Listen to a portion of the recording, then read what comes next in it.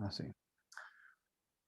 Ok, buenos días. Estamos en la lección 7 de nuestro estudio de Marcos y Hebreos y estamos llegando a la última etapa de Marcos, en que Jesús ya entró en Jerusalén. Estamos en Marcos 11. Tenemos la entrada triunfal en el comienzo del capítulo 11. Y lo que queremos tocar esta mañana es Marcos 11, 12, versículo 12 hasta 26. ¿Ya? Quiero orar por nosotros y luego comenzamos, ¿ya? Señor, gracias por esta mañana que nos has levantado. Gracias por darnos respira, Señor, y vida. Gracias por todo lo que tú haces por nosotros. Y ayúdanos, Señor, a humillarnos bajo tu gloria, Señor, bajo tu majestuosidad, tu amor hacia nosotros. Gracias por enviar a Jesús. Y en este libro, Señor, leemos de su vida y más allá de eso, Señor, vemos tu persona en la persona de Jesús. Gracias por darnos a Jesús como sacrificio completo y suficiente por nuestro pecado. Y pedimos que bendigas a este tiempo y nos acompañes en este estudio para gloria tuya. Y pedimos todo esto en el nombre de Jesús. Amén. Bueno, voy a dar lectura de todo este pasaje y luego poco a poco vamos a estudiar, pero es bueno tener todo el contexto para entender lo que está pasando aquí. Esta es una de las cosas difíciles cuando pensamos en hacer un estudio pequeño. Muchas veces no queremos leer, digamos, 40 versículos, 2 capítulos. Am, pero la Biblia en varias ocasiones tiene secciones en que es necesario ver todo el contexto para entender lo que está pasando.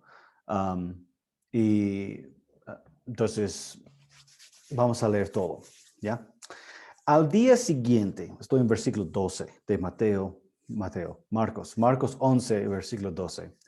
Al día siguiente, cuando salieron de Betania, Jesús tuvo hambre. Al ver de lejos una higuera con hojas, fue a ver si hallaba en ella algún higo.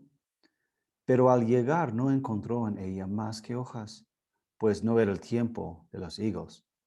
Entonces Jesús le dijo a la higuera, que nadie vuelva a comer fruto de ti. Y sus discípulos lo oyeron. Llegaron a Jerusalén, y al entrar Jesús en el templo comenzó a echar de ahí a los que vendían y compraban en su interior. Volcó las mesas de los cambistas y las sillas de los que vendían palomas, y no permitía que nadie atravesara el templo llevando algún utensilio. Más bien les enseñaba y les decía, ¿acaso no está escrito, mi casa será llamada casa de oración para todas las naciones? Pero ustedes han hecho de ella una cueva de ladrones. Cuando los escribas y los principales sacerdotes lo oyeron, comenzaron a buscar la manera de matarlo. Y es que le tenían miedo, pues toda la gente estaba admirada de sus enseñanzas. Pero al llegar la noche, Jesús salió de la ciudad.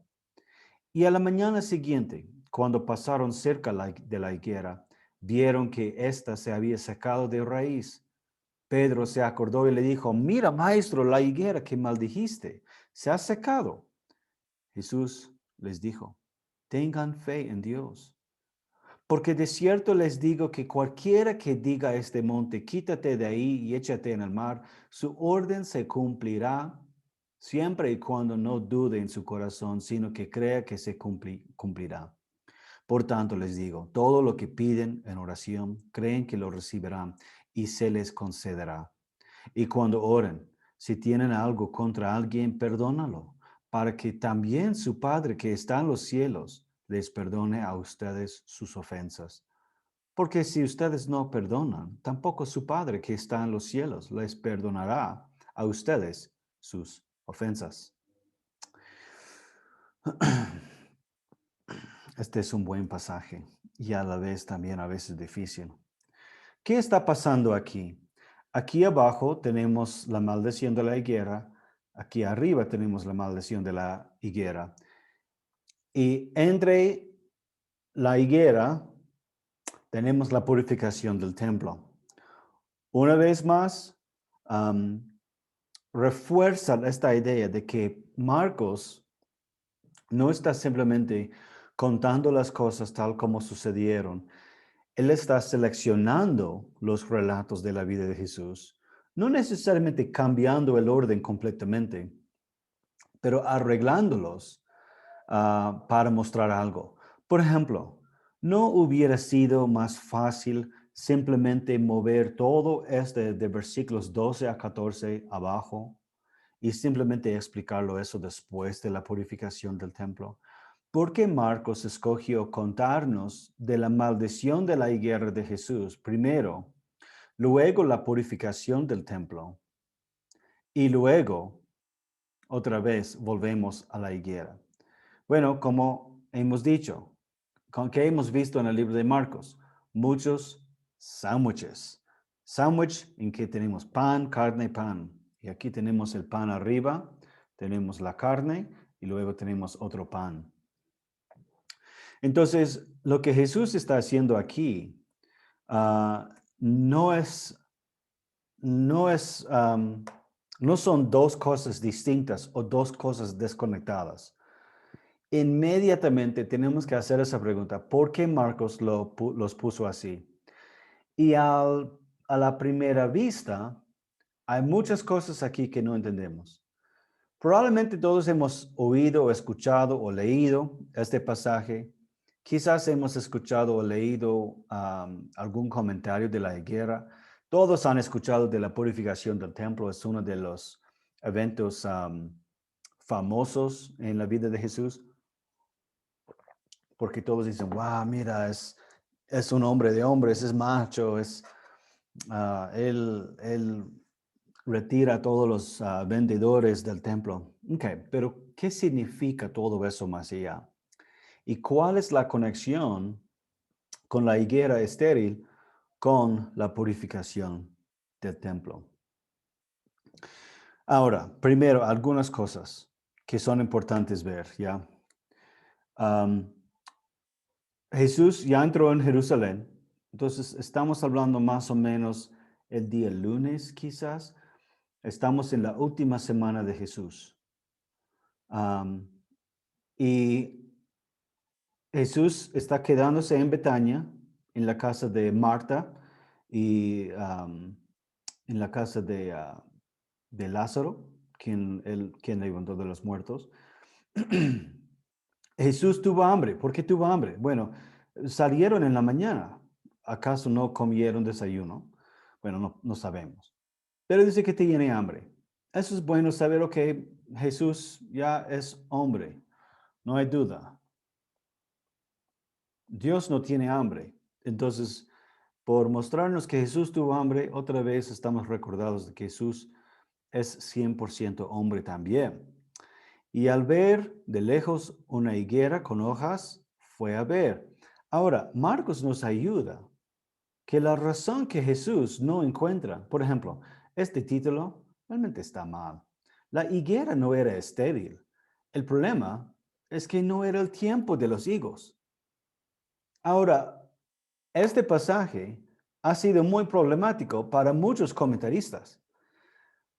Uno, porque lo que yo he visto, no todos conectan versículos 12 a 14 y luego lo que sucede después de 20 a 26 con la purificación del templo. No todos lo ven como sándwich.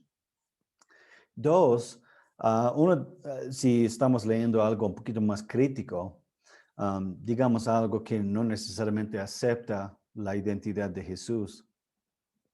Uno de los problemas con este milagro es que parece que Jesús está un poco demasiado exigente o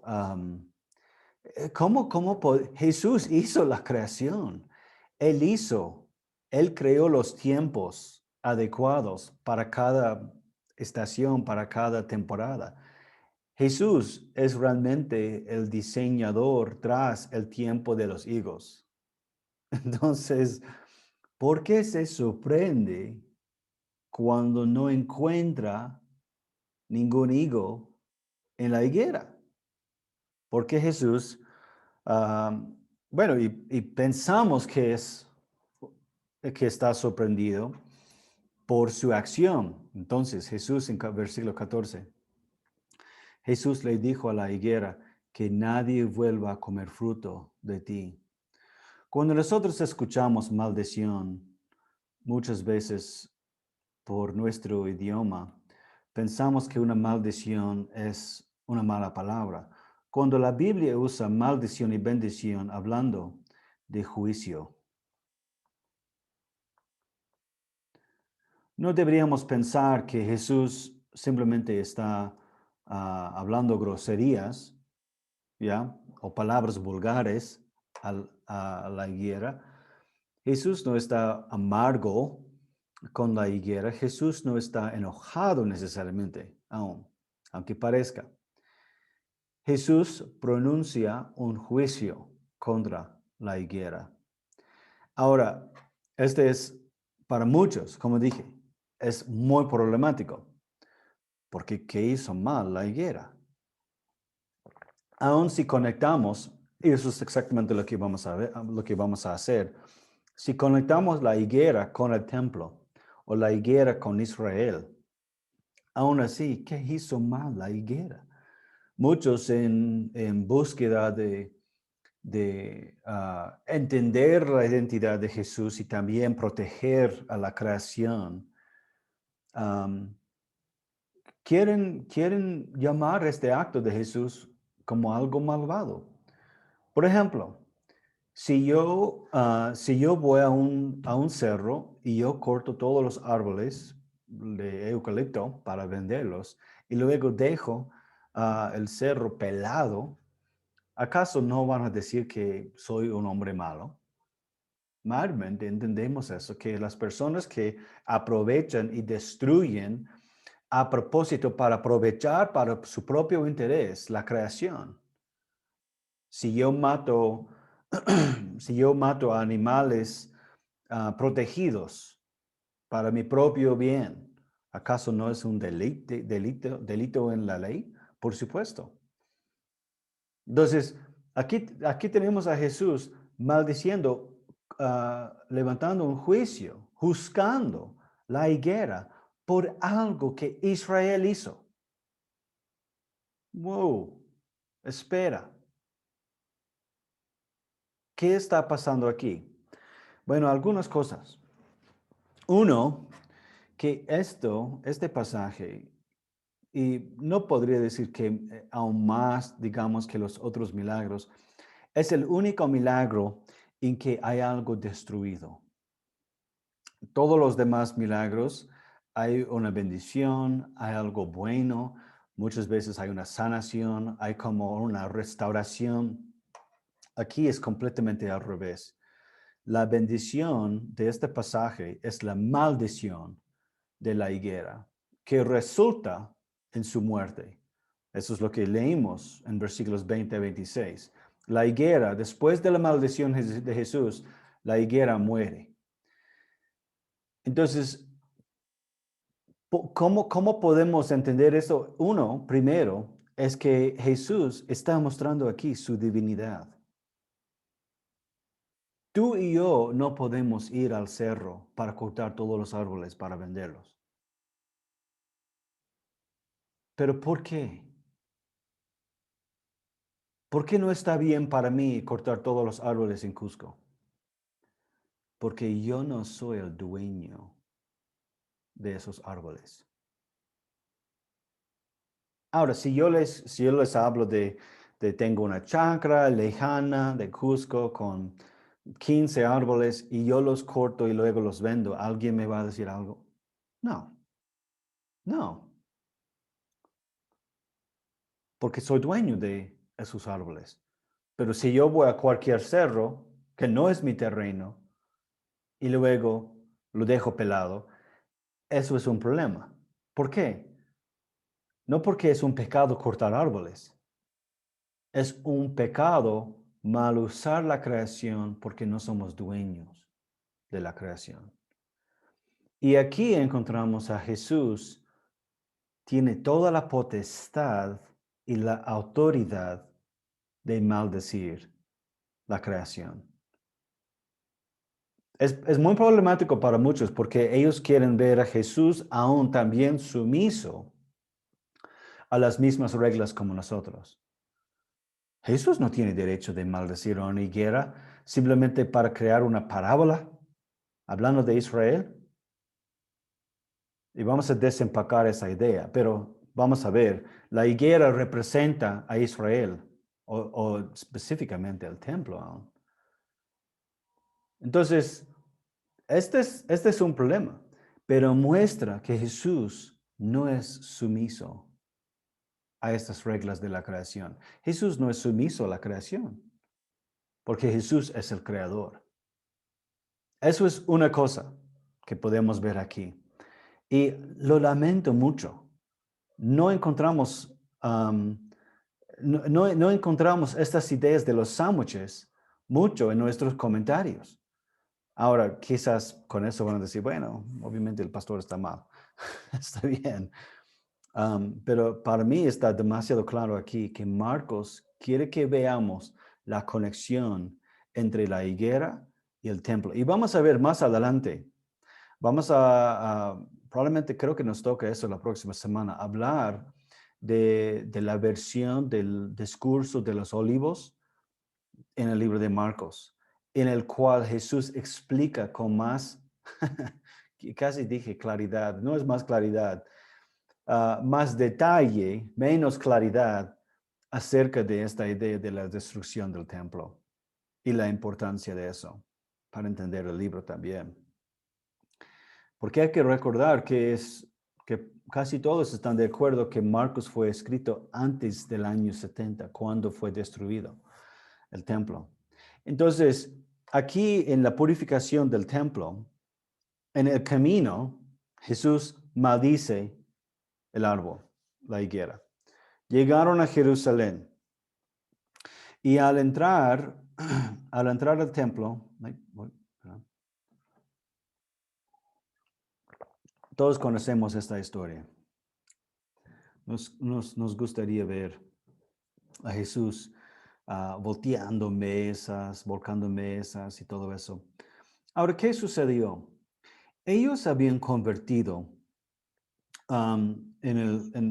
bueno, no puedo dibujar perfectamente el templo, pero digamos, el templo en sí era un edificio dentro de una área grande.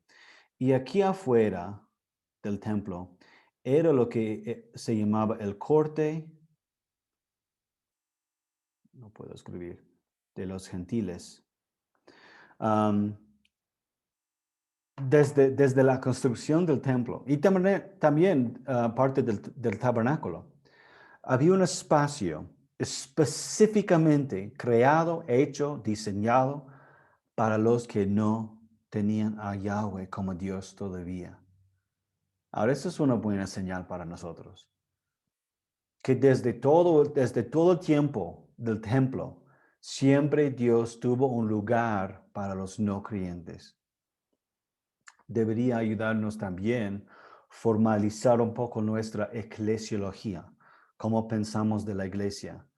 Nuestras iglesias deben ser lugares, no estoy diciendo lugares cómodos o lugares más aptos para no creyentes o digamos lugares que no confrontan a los no creyentes con el evangelio. No, no. Pero nuestras iglesias no deben ser un club de religiosos. No deben ser lugares donde solo los creyentes van. Debe ser un lugar que llama y atrae a los no creyentes. Bueno, no voy a entrar ya. Estoy desviándome.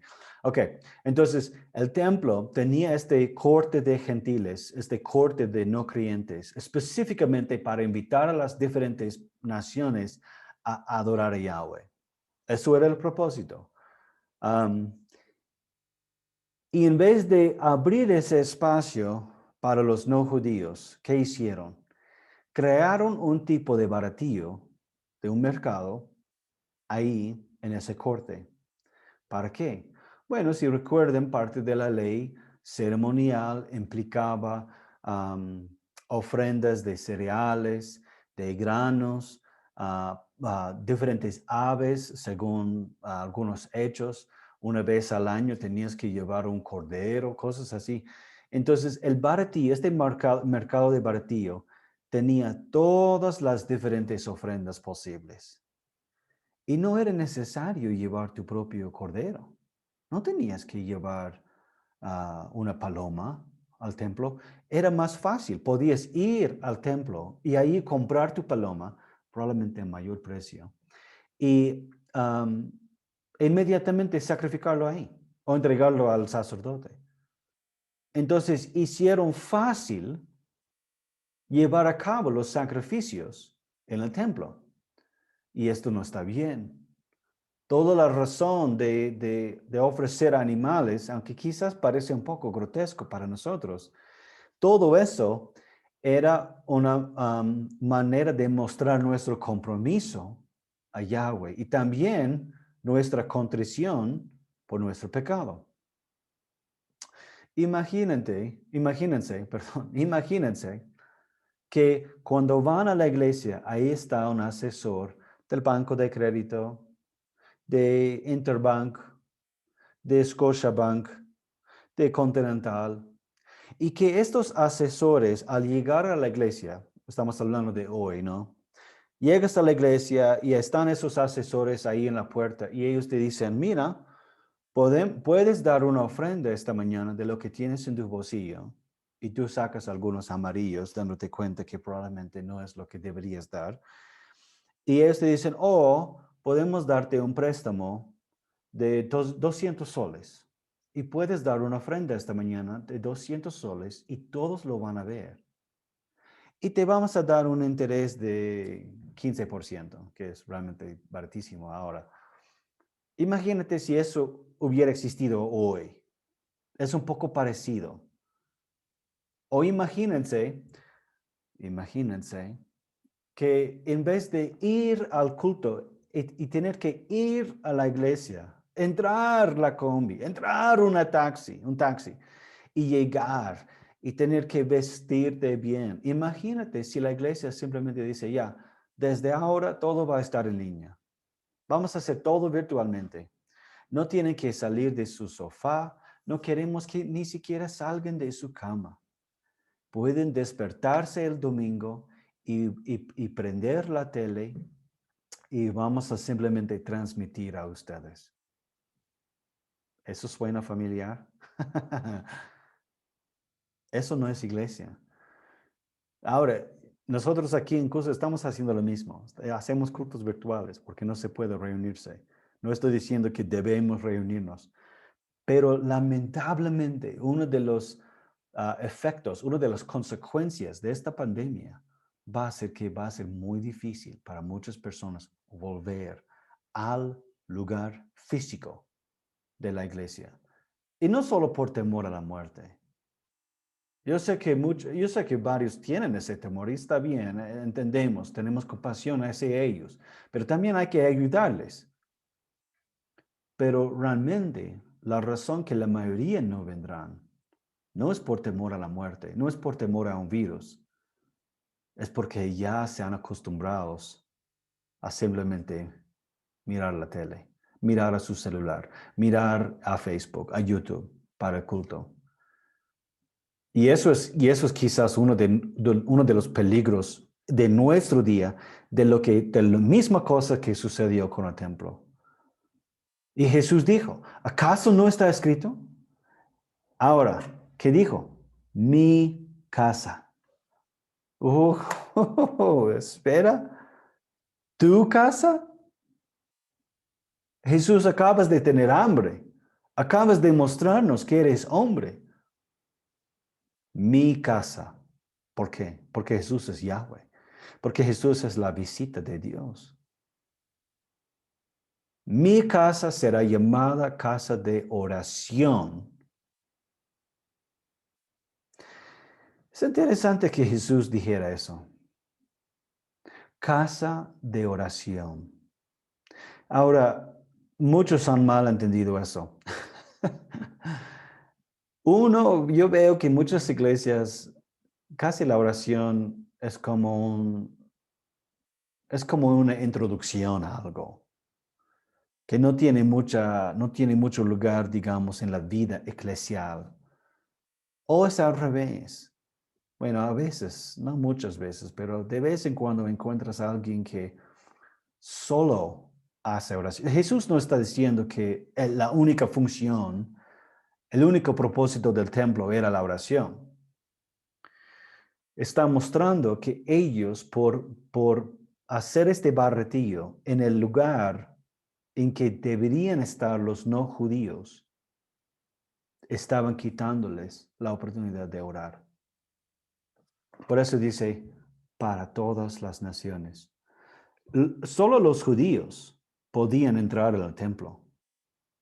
Si no eras judío, no eras circuncidado, no podías entrar en el templo. Si no eras declarado puro, limpio por el sacerdote, no podías entrar en el templo. Y aún así, era una entrada muy pequeña. No podías entrar muy profundo. Solo en la primera parte podían entrar los judíos y luego más adentro los sacerdotes y luego el lugar santísimo. Entonces, Jesús, su preocupación, yo sé que muchos entienden este pasaje en que la iglesia no debería tener tiendas.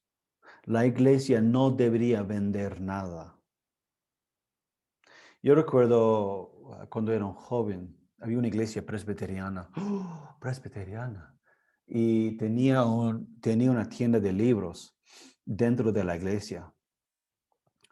Una biblioteca, una librería, en que ellos vendían libros cristianos.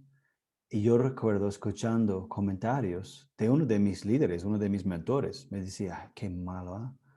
Qué pecado que la iglesia tenga una librería dentro. ¿Acaso no Jesús purificó el templo?" Eh, si llegamos a esa conclusión, completamente estamos perdiendo el punto de este pasaje. El problema para Jesús, bueno, Él no quiere que ellos vendan palomas, ¿ok? Y corderos y cereales. Jesús no quiere eso tampoco. Están distorsionando ellos la ley ceremonial. Pero digamos, si Jesús y su mayor preocupación es la ley ceremonial, tiene mucho sentido. Estamos hablando del día lunes y el día viernes de la misma semana Jesús va a morir, dando fin, cumpliendo. No dando fin porque lo destruyó, sino dando fin porque lo cumplió a su plenitud la ley ceremonial. La ley ceremonial era una ley que siempre señalaba a un sacrificio completo y absoluto. Entonces, cuando Jesús murió en la cruz, ¿qué sucedió en el templo? La cortina se partió en dos. Y vamos a ver en el libro de Hebreos que ya no es necesario seguir haciendo sacrificios. Que la muerte de Jesús cumplió en su plenitud la ley ceremonial. Por eso no seguimos haciendo sacrificios nosotros. ¿Cuándo fue la última vez que ustedes llevaron cereales a la iglesia o una paloma? No, ya no es necesario. ¿Por qué? No porque Jesús anuló la ley, eso es importante, sino porque Jesús lo cumplió. No tiene mucho sentido. Yo sé que técnicamente hay 4 días de obediencia que Jesús o que Israel hubiera dado a Jesús o a Dios, pero entender la purificación del templo en el sentido de que lo que Jesús quiere es mejorar los sacrificios en el templo. Ah, Después de 4 días va a morir y ya no va a ser necesario. Entonces, hay otro enfoque aquí. Su preocupación no son las palomas ni los corderos, aunque son cosas importantes porque era parte de la ley. Pero la razón que Jesús purifica el templo es porque faltaba oración. faltaba alabanza, adoración. ¿Alguna vez has considerado cómo las canciones que cantamos son oraciones a Dios? Adoración, oración. Y no solamente por esa conexión de las palabras, pero prácticamente cuando nosotros cantamos alabanzas a Dios, estamos cantando palabras que no creemos. Los creemos porque es verdad, pero no los creemos porque nos damos cuenta que no es lo que realmente somos o sentimos en el momento. Esperaré en ti, ok, pero yo no espero en ti siempre. Soy un pecador. Entonces, Jesús está buscando verdadera adoración en el templo. Ahora, tal como lo que dije con los sacrificios, va mucho más allá, porque pronto también va a ser destruido el templo también. Y Jesús sabe todo eso. Mira, si tú sabes que un edificio se va a derrumbar en 5 días para poder construir otro edificio, tú no entras ahí con tu aspiradora y con tu trapo y con tu escoba para limpiar toda la casa. No tiene sentido. No vas a entrar, Jesús no entra en el templo para purificarlo, para dejarlo bien y bien establecido. Él está enseñando que el problema de Israel no se trata, ni siquiera no se trata de su modalidad de los sacrificios, no se trata de simplemente no tener suficiente tiempo de oración. El problema de los judíos es que no tenían una adoración verdadera. Eso es el problema. Su adoración a Dios fue una manera de ganar el favor de Dios. ¿Acaso los judíos, los sacerdotes no oraban? Tenemos varios ejemplos de eso. ¿Y qué les enseñó Jesús en el Sermón del Monte? Cuando ustedes oran, no lo hagan para vanagloria. No lo hagan con palabras suaves y oraciones largas para que la gente les vea.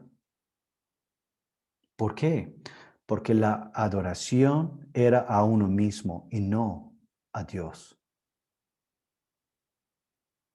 Tenemos la parábola de las dos personas, un fariseo y un no judío, un gentil.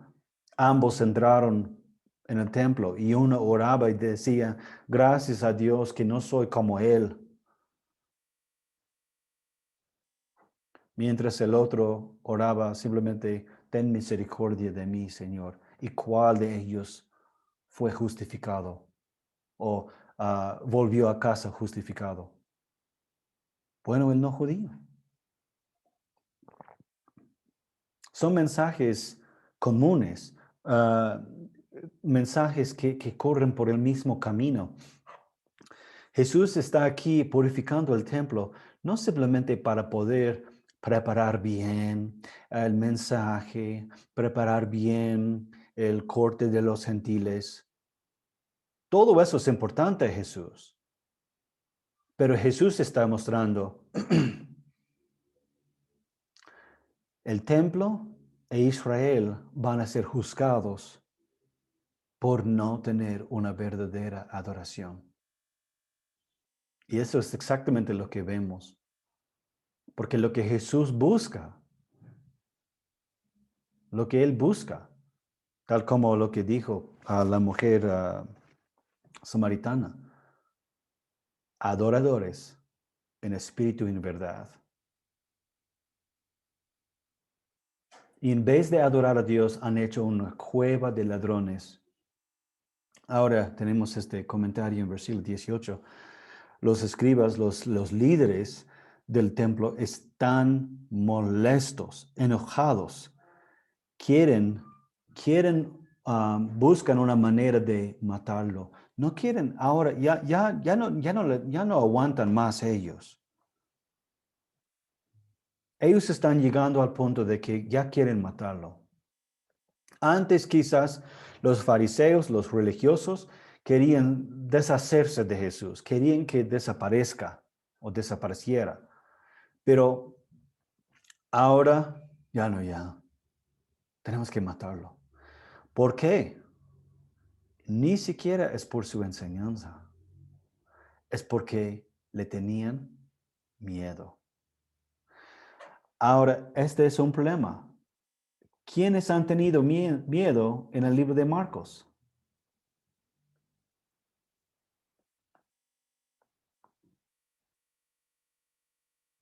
Los discípulos.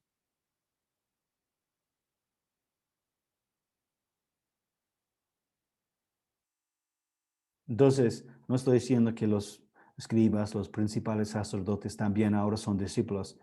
No, estoy simplemente haciendo la conexión. Tenemos un problema cuando nosotros, que nosotros llamamos seguidores de Cristo, cristianos, he nacido de nuevo. Muy bien. Pero ¿por qué a veces nuestra vida parece igualito a los no creyentes, a los religiosos, a los que también juzgamos? Yo pienso que si realmente, si seamos honestos, completamente sinceros con nosotros mismos, probablemente nosotros también hubiéramos estado en Jerusalén gritando, crucifícalo. Probablemente. Yo sé que para mí propio, um, para yo mismo, yo sé que yo estaría ahí gritando, crucifícalo. Porque él interrumpió todo. Jesús no vino para encajarse con nadie. ¿Y cuál es nuestra respuesta cuando encontramos algo que no encaja bien? Cuando viene un hermano a la iglesia y le gusta hablar en lenguas y nosotros no hacemos eso. O cuando viene alguien que era ex drogadicto y decimos, creo que hay otra iglesia para ti, amigo.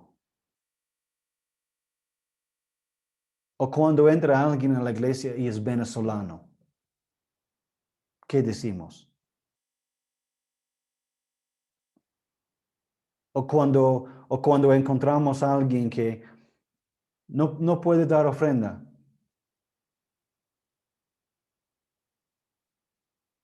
Cuando nosotros experimentamos cosas que no encajan a nuestra existencia, a nuestra manera de llevar a cabo la iglesia, lo rechazamos. A menudo nuestra reacción, yo también lo hago lo mismo, lo rechazamos. Entonces, tenemos mucho que aprender aquí. Es muy fácil desde muy lejos, 2000 años lejos, mirar y decir, ya mira, los judíos no adoraban a Dios como debían de adorar. Entonces Jesús purificó el templo. Ok, pero ¿sabes qué? Jesús está en la puerta de purificar tu templo, que eres tú. Ahora cada uno de nosotros somos el templo. Y necesitamos el mismo Jesús. Ok, estoy desviándome otra vez. Estoy predicando, perdón. Ah, seguimos. Ya, ok. Entonces, le tienen miedo, pues toda la gente estaba admirada de sus enseñanzas. Ellos están mirando a Jesús y es como, wow, ¿quién es este hombre? A la mañana siguiente, cuando pasaron cerca de la higuera, vieron que ésta se había secado de raíz. Entonces, Jesús, con su poder, hizo morir la higuera. Pedro se acordó. Para mí es interesante que dijera eso. Pedro se acordó. Fue el día anterior. Es casi como sorpresa para Marcos que Pedro se acordaba algo. Sorprendentemente, Pedro se acordó y le dijo, mira, maestro, quizás no quiere decir eso, no sé. Um, la higuera que maldijiste se ha secado. Jesús les dijo, toda esta enseñanza es algo que no encaja. Sin mirar a la enseñanza, sin mirar esto ya, sin mirar esto. ¿Qué enseñanza esperaríamos de Jesús después de lo que hemos leído? Maldice la higuera representa a Israel y el templo, purifica el templo, dice que su templo, su casa, era una casa de oración para todas las naciones. Estamos esperando un mensaje um, quizás adoración, sacrificios verdaderos,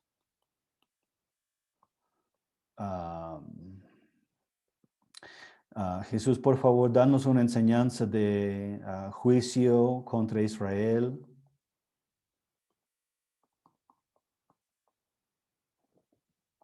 Pero no hay nada de eso. Quizás podemos decir adoración. Porque Jesús dice simplemente, tengan fe en Dios. Ahora, este versículo es la cima de todo este tramo, o trama, de todo este pasaje, de todo el sándwich. Este es realmente el clímax. Esto es el clímax. Este es el centro de este pasaje. Tengan fe en Dios.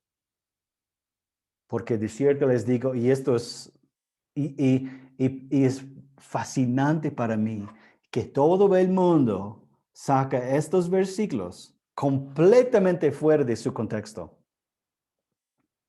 Como si simplemente fuera tratamos a la Biblia como un diccionario. Ahí tienes que buscar el tema, la enseñanza de oración. Ok, vamos a Marcos 11, 23. Porque de cierto les digo que cualquiera que diga a este monte, quítate de ahí, échate en el mar, su orden se cumplirá. Amén, pastor. Siempre y cuando no dude en su corazón. Amén. Sino que cree que se cumplirá. Amén. Y hacemos esto a nuestro Dios. ¿Y qué es? El Dios de la sinceridad. Pensamos que Jesús todo este tiempo lo que está hablando es simplemente si eres sincero, Dios te va a escuchar mejor. Pero amigos, muéstrame en la Biblia donde la fe y la sinceridad es la misma cosa. Y yo los mostraría que ellos fueron muy sinceros. Muy sinceros. Los discípulos fueron sinceros. Podemos decir que Judas Iscariote estaba jugando, estaba engañando a todos. Pero creo que los demás, los otros 11, eran sinceros. Cuando Juan y Jacobo decían, ya, tenemos que hacer carpas aquí contigo, Jesús, en la transfiguración. Ay, tenemos que hacer templitos ya, porque también nosotros somos contados como entre ustedes, como Jesús, Moisés, Elías. Fueron sinceros. No hay nada en el texto que sugiere que ellos no tenían una sinceridad. Pero eso es muy lejos de lo que Jesús está diciendo. Primero, decir a un monte, quítate de ahí, échate al mar. Como tarea, quiero que ustedes prueban eso. De lo que sabemos, nunca ha sucedido. ¿Qué quiere decir? Que nadie tiene fe. Gracias Jesús por darnos una enseñanza que muestra que nadie ha tenido fe verdadera. No. Ah, hablar de mover montes, ¿ya? Porque este no es el único lugar en que Jesús menciona una fe que mueve montes. Cuando pensamos en mover montes en la Biblia, es un dicho, es una frase figurativa que habla de hacer cosas imposibles. Ay, no sabes, tuve que ir a la notaría porque hubo un problema con registros públicos y ahora está inscrito en registros por el nombre incorrecto y me dicen que no hay manera de corregirlo. Tenemos que mover montes. ¿Me entienden? Es una frase figurativa, hipérbole, decimos. Habla de algo imposible. Jesús está simplemente utilizando lo mismo. No deberíamos tomar las palabras de Jesús algo como palabras literales. Su orden se cumplirá. Yo digo utilizamos, probablemente ninguno de nosotros, bueno, quizás, pero hemos visto que la iglesia evangélica, lamentablemente, la iglesia de la prosperidad, ha aprovechado de estos versículos para decir que si tú pides algo a Dios en fe, ¿y qué significa fe para ellos? Sinceridad. Si tú pides algo en sinceridad, se cumplirá. Y hay un corriente de gente, un río de gente saliendo de la iglesia de prosperidad decepcionada. ¿Por qué? Porque han pedido cosas y no los han recibido. Es que otra vez, ¿qué nos enseñó hasta ahora todo el contexto de este pasaje?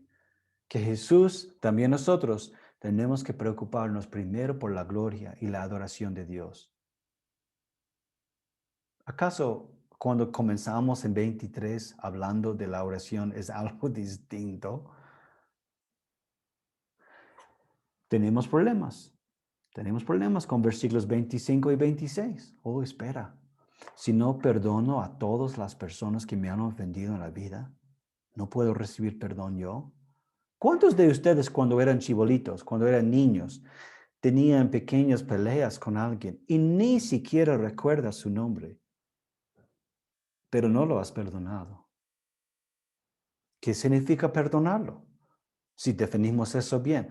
No sé si me explico bien, pero tomamos pasajes así y creamos estructuras para controlar las cosas. Tenemos que definir bien qué significa pedir a Dios. Si pides algo que no es imposible, no, eso no es una oración. Tienes que pedir algo que es imposible. ¿Qué?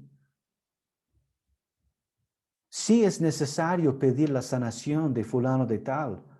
Quizás está infectado con COVID. Pero ¿sabes qué, hermanos? También voy a pedir sabiduría por el médico que lo está cuidando.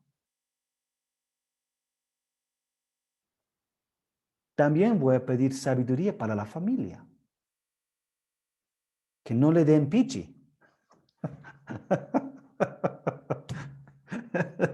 Sino un medicamento digno. Perdón que sí haya ofendido a alguien. No estoy pensando en ti, ¿eh? Creo que fue tu sugerencia.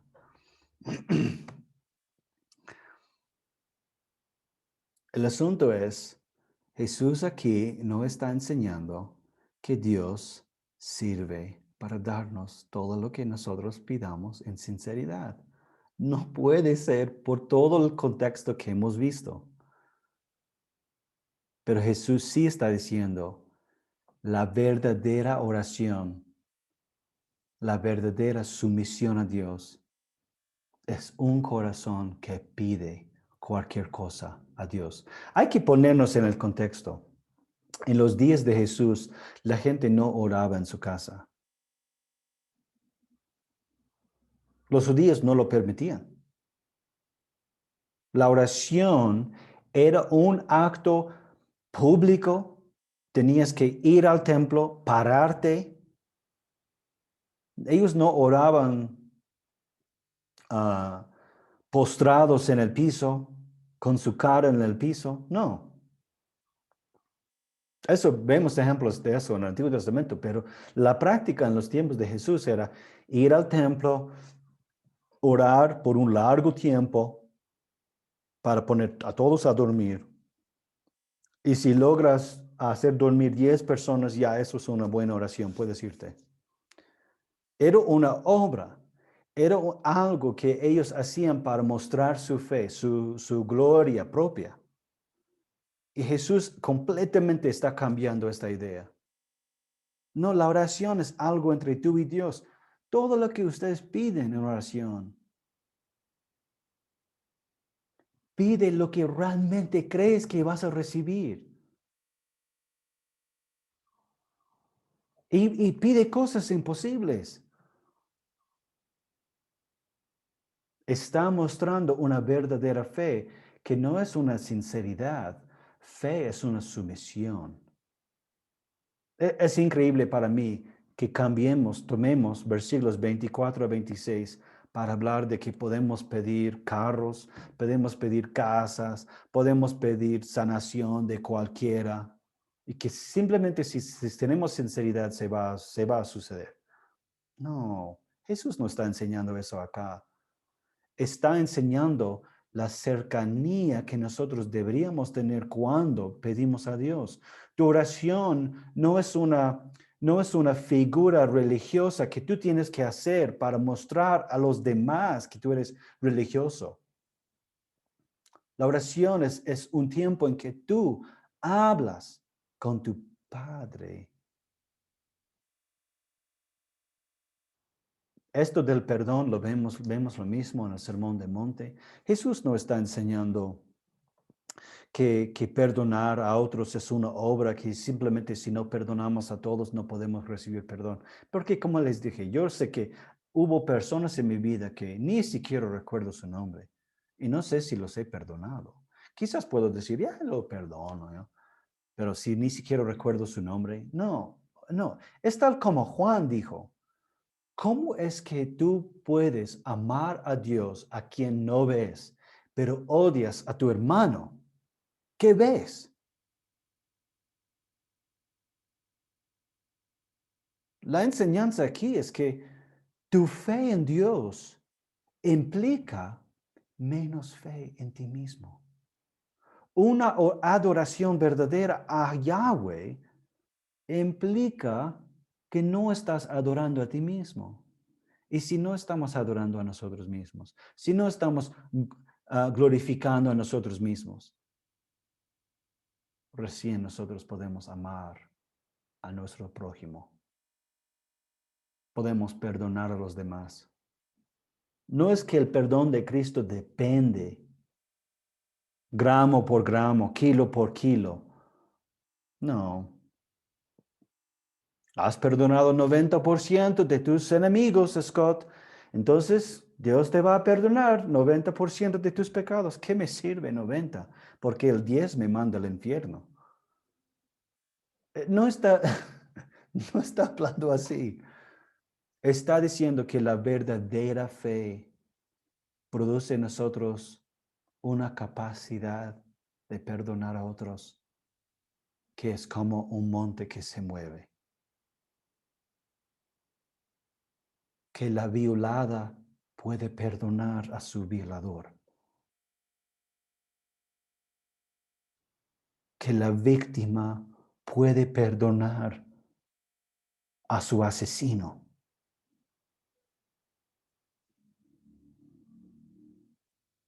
Porque cuando nosotros nos sometemos a Cristo, ¿qué es lo que nos damos cuenta? De que no somos aptos.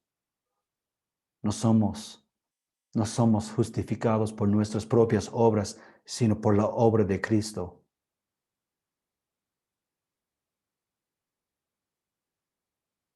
Cuando nosotros realmente nos sometemos a Cristo, automáticamente dejamos todo atrás.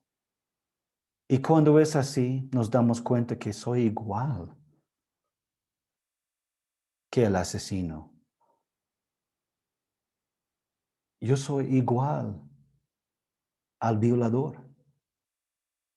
Yo no tengo más justicia que una persona que ha matado 20 personas. Soy peor aún. Y a eso va Jesús, que esa fe en Dios no se ve en comprar palomas en el corte de los gentiles. Esa fe verdadera en Dios se muestra, se manifiesta en una oración humilde, en una vida humilde, en una actitud de sumisión a Dios. Para mí, me encanta cómo Marcos presenta estos relatos. Fácilmente podemos desconectarlos, malentenderlos, pero todo eso va juntos. La maldición de la higuera, y lamentablemente una higuera tuvo que morir. Pero Jesús es el creador. Él tiene derecho de hacerlo. Él es el dueño de todas las cosas. Entonces, espero que esta enseñanza resalte bien para ustedes. ¿Hay alguna pregunta antes de terminar? Ya son las 16.